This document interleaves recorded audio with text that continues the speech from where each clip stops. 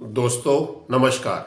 दोस्तों आज 26 जनवरी 2026 का दिन है और शाम के 6 बजे हैं जिस समय हम ये वीडियो रिकॉर्ड कर रहे हैं। आज हम बात करने वाले हैं गोल्ड के रीसेट बटन की। गोल्ड का रीसेट बटन का मतलब ये है कि आज हमारे पास जो गोल्ड है जिसका प्राइस इंडियन करेंसी में 1.5 लाख रुपए 10 ग्राम्स है और कॉमेक्स पे इंटरनेशनल मार्केट में $5,000 का प्राइस है। अगर ओवरनाइट ये प्राइस 10% रह जाए, मींस कॉमेक्स पे प्राइस $500 रह जाए या इंडियन करेंसी में ये 15,000 रुपये तोला हो जाए, 10 ग्राम्स हो जाए, तो क्या आपको एक बड़ा शॉक लगेगा? यस, इस तरह की सिचुएशन हिस्ट्री में, वर्ल्ड हिस्ट्री में पहले भी हुई है और ये फ्यूचर में भी हो सकती है, जिसका हमने एस्ट्रोलॉजिकल विवेचना किया है कि वो डेट क्या निकल कर आ सकती है। अभी के जो जियोपॉलिटिकल रीजंस बन रहे हैं उसमें गोल्ड में रीसेट बटन बनने की तैयारी हो रही है। वो डेट क्या निकल कर आती है उसको जानने के लिए आप बने रहे हमारे साथ आज के एपिसोड में।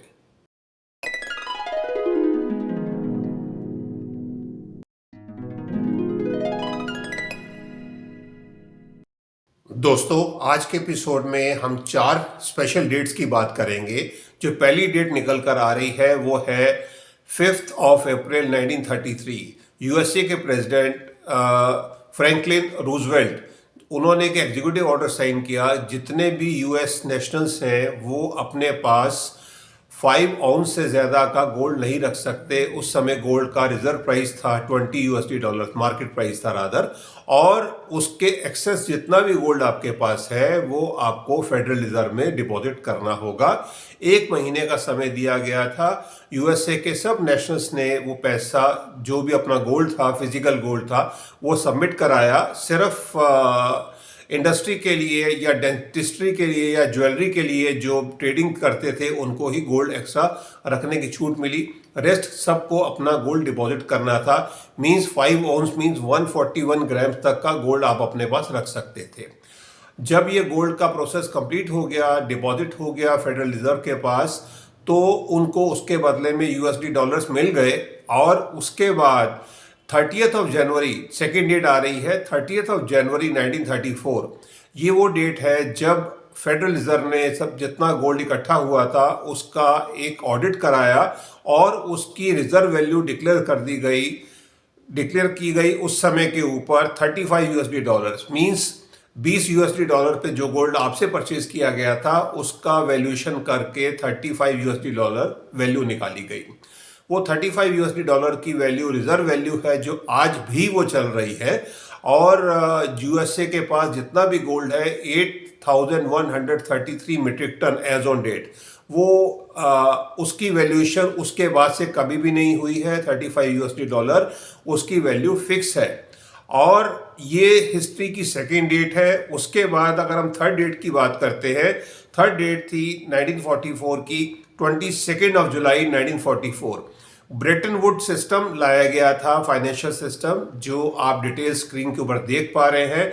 ब्रेटन वुड सिस्टम में जो गोल्ड था वो रिजर्व करेंसी थी, उसको हेज किया गया या उसको लिंक किया गया यूएस डॉलर के साथ, और उसको रिजर्व करेंसी यूएसडी डॉलर को किया गया। उस यूएसडी डॉलर के अगेंस्ट सारी करेंसीज वर्ल्ड की लिंक की गई। तो इस तरह से ब्रेटन वुड सिस्टम शुरू किया गया। मींस पीछे डिफेंस था गोल्ड का और सामने था यूएसडी डॉलर, और ये सिस्टम चलता रहा। बट वो चलने के बाद जब वापस से इन्फ्लेशन आई, वियतनाम वॉर में काफ़ी एक्सपेंसेस हुए यूएस गवर्नमेंट के, तो अगली डेट आ रही है 15 अगस्त 1971। 15 अगस्त 1971 को यूएसए के उस समय के प्रेसिडेंट रिचर्ड निक्सन ने टेलीविज़न पर आकर ये डिक्लेयर किया कि आज हम रिजर्व करेंसी डॉलर से हट रही है, डॉलर रिजर्व करेंसी डीलिंग हो रहा है गोल्ड से, गोल्ड स्टैंडर्ड से हम अलग हो रहे हैं, और आज के बाद हम कितना भी चाहें मनी प्रिंट कर सकते हैं। उससे पहले जितना आपके पास गोल्ड था उतना ही कोई भी कंट्री मनी प्रिंट कर सकती थी, और ये सारी कंट्रीज को भी छूट हो गई। उससे इन्फ्लेशन, हाइपर इन्फ्लेशन हुई और मार्केट के अंदर डॉलर की वैल्यू दिन ब दिन कम होती गई, इन्फ्लेशन बढ़ती गई, डॉलर की परचेजिंग पावर कम होती गई, जो हम आज तक देख पा रहे हैं। बट अब जिस तरह से गोल्ड का दाम उसके बाद से जो बढ़ता गया, जो उस टाइम का गोल्ड का प्राइस था 45 यूएसडी डॉलर, 35 यूएसडी डॉलर था, 35 यूएसडी डॉलर से जो बढ़ते हुए 1974 में ये 195 यूएसडी डॉलर हुआ, 1980 के अंदर ये 850 यूएसडी डॉलर हुआ। सो आप समझ सकते हैं $35 का जो प्राइस था वो 1980 तक आते हुए 850 यूएसडी डॉलर हो गया। और उसके बीच में एक ज़रूर डल पीरियड आया था 10 साल का, बट 90s के बाद ये वापस से बढ़ना शुरू हो गया और बढ़ता ही जा रहा है।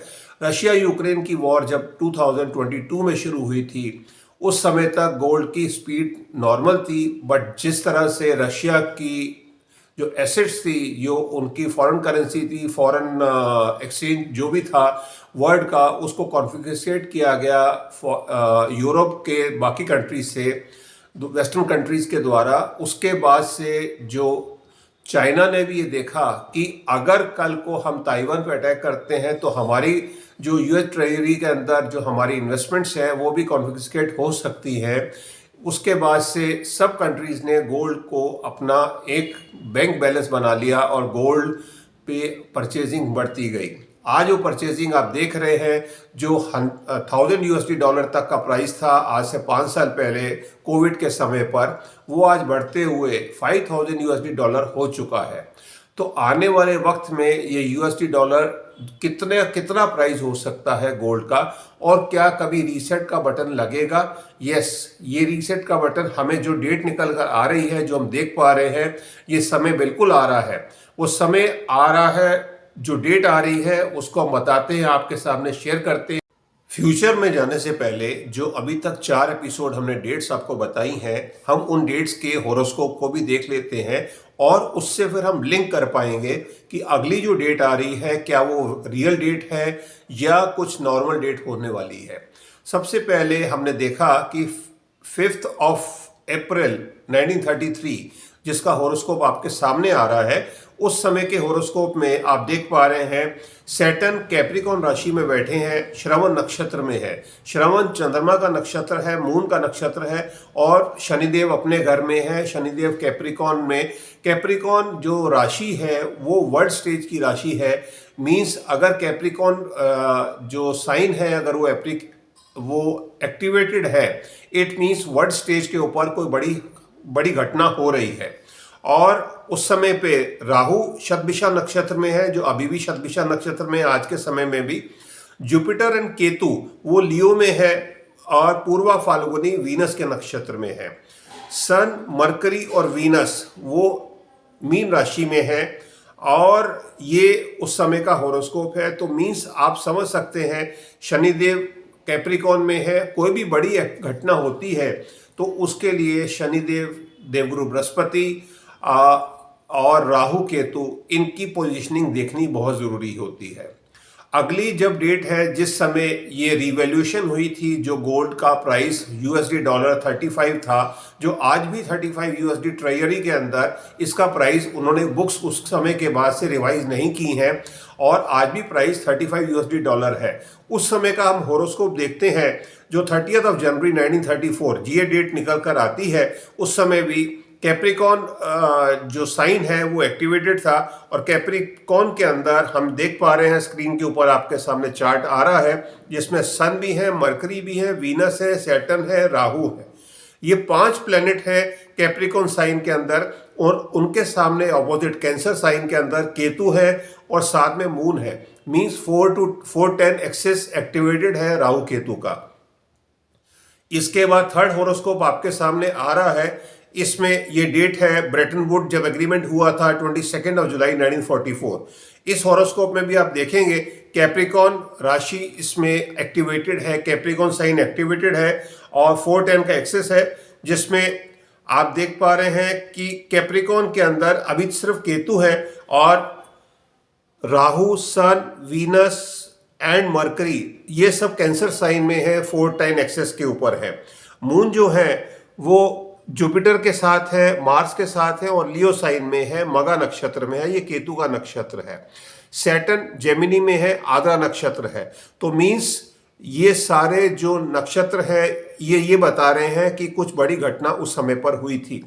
जब 15 अगस्त 1971 का हॉरोस्कोप आपके सामने आ रहा है, इस हॉरोस्कोप में आप देखेंगे राहु और मार्स वो कैप्रिकॉन साइन के अंदर है, मींस कैप्रिकॉन यहाँ पर भी एक्टिवेटेड है। तो हमने हर बार देखा है जितने ये चारों एपिसोड हुए हैं उसमें कैप्रिकॉन साइन एक्टिवेटेड है और इसमें केतु, वीनस एंड सन वो कैंसर के अंदर है। Again fourth and axis activated है। सैटर्न एंड मून जो है वो वृषभ राशि में है, टॉरस साइन के अंदर। और सैटर्न जो है वो मून के नक्षत्र में है, रोहिणी नक्षत्र में है। तो ये सब एपिसोड हमने आपको बताए। अब हम बात करने वाले हैं जो न्यू डेट हमें रीसेट बटन की दिख रही है वो कब हो सकती है, जब इस तरह का कोई बड़ा फाइनेंशियल डिसीजन होगा जिस पे पूरा वर्ल्ड इम्पैक्ट होगा। It is not only US, it is the whole world will get affected. Because अगर कोई भी डिसीजन यूएसए की तरफ से होगा जिसमें इस तरह की कोई फाइनेंशियल क्राइसिस होगी तो उसमें कोई ना कोई बड़ी वजह होगी। बड़े प्लैनेट्स किस तरह से इन्वॉल्व हैं वो हमें बिल्कुल क्लियर दिखता है। वो डेट निकल कर आती है 24 नवंबर 2030 की, 24 ऑफ नवंबर 2030 ये डेट निकल कर आती है। इसका होरोस्कोप आपके सामने स्क्रीन के ऊपर आ रहा है। इस होरोस्कोप में आप देखेंगे कि कौन कौन से जो प्लैनेट हैं वो कहाँ कहाँ बैठे हुए हैं। आपके सामने जो स्क्रीन के ऊपर आ रहे हैं इसमें आप देखते हैं moon, sun, Jupiter, Venus, Mercury and Rahu, ये सब वृश्चिक राशि में है, स्कॉर्पियो साइन में है। और उनके सामने सैटर्न और केतु वृषभ में मीन्स टॉरस साइन के अंदर है। उदय लगन कैंसर उदय लगन है, 21 डिग्री के ऊपर है। इसमें आप देख रहे हैं सन, जुपिटर, राहु ये अनुराधा नक्षत्र में है, शनिदेव का नक्षत्र है।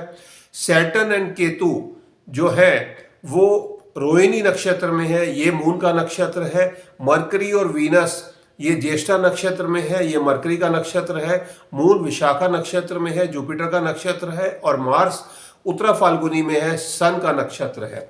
मीन्स सारे प्लैनेट जो है वो ये बता रहे हैं कि एक बड़ी मीटिंग इस डेट के ऊपर फाइनेंशियल मार्केट में कुछ बड़ा होने की तैयारी में है। तो इसका रीसेट बटन, क्योंकि अभी के लिए जो भी गोल्ड का प्राइसिंग हो रहा है इसको प्राइस गवर्नमेंट भी चाहती है या फेडरल रिजर्व भी चाहता है कि इसका प्राइस बढ़ता रहे, गोल्ड का प्राइस इंक्रीज होता रहे, जिससे कल को अगर उनको रीवैल्यूएशन अपने गोल्ड को करना है, जो उनके रिजर्व्स है, तो उनको इजी होगा, उनको अपने डेट को क्लियर करने में बहुत आसानी होगी। जो इस टाइम यूएस का जो डेट है वो 36 ट्रिलियन यूएस डॉलर का डेट है, जिसको रीपे करने में उनको बहुत आसानी होगी।